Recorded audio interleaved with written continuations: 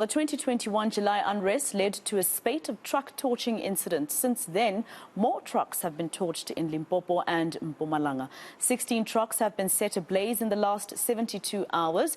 Let's take you to senior reporter Siphamandla Goge, who's monitoring developments as authorities search for the perpetrators. Sipa, I understand that you are on one of the most important highways in terms of business and economy and the freight industry. What have you seen so far? Have you spoken to truck drivers? Are they feeling afraid? Indeed, they are very scared. They feel afraid. Remember, this is a matter of life and death in terms of truck drivers. A number of them have been attacked.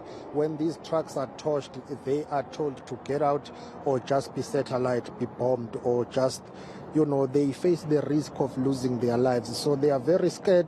They are very anxious. They do not know what the future holds. They don't know whether they will be able to reach their final destination, having taken off from where they would have been driving from. A number of them that we have spoken to have said to us they don't want to be interviewed on camera because they are scared. They fear for their lives. But I can tell you that the latest information I can bring to you is that where we are located on the N3, which is a strategic route that connects three provinces, that is KwaZulu-Natal, Gauteng and the Free State. Moi Plaza is where we are located, and yesterday evening soldiers were deployed to this toll gate. Bongamkize will show you on my left, there are soldiers that are stationed here. They arrived yesterday night. Why were they deployed? Simply because this route and where we are is one of the areas that is regarded as one of the hotspots.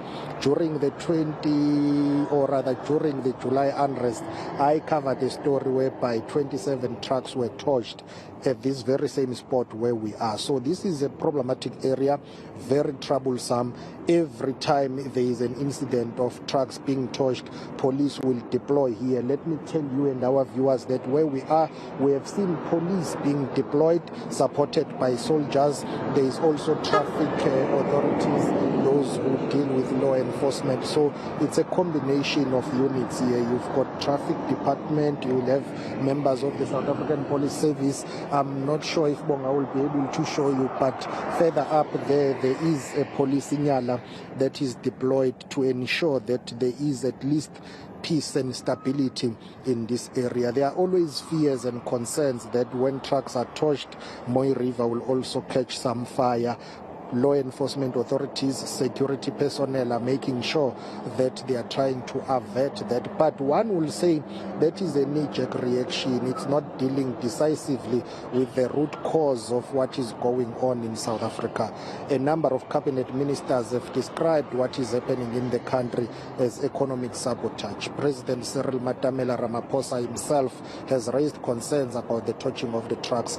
This is a matter of national security that has got serious and severe impact in terms of the economy of the country, the lives of the people who work in the freight industry. If this is not dealt with decisively, then the country's economy will not recover. Remember, we are still at a recovery phase. We have dealt with a number of issues in this country, including the July unrest. Some businesses are still trying to rebuild. The economy is not growing at a pace that is projected to grow.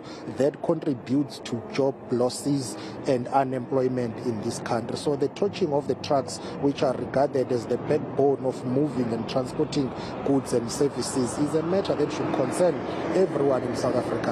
Are we dealing with something bigger? Why is it taking so long to deal decisively with what has been going on for a very long time? Here in KwaZulu-Natal, now and again, trucks will be torched. In other provinces too, it's been happening and it continues to happen.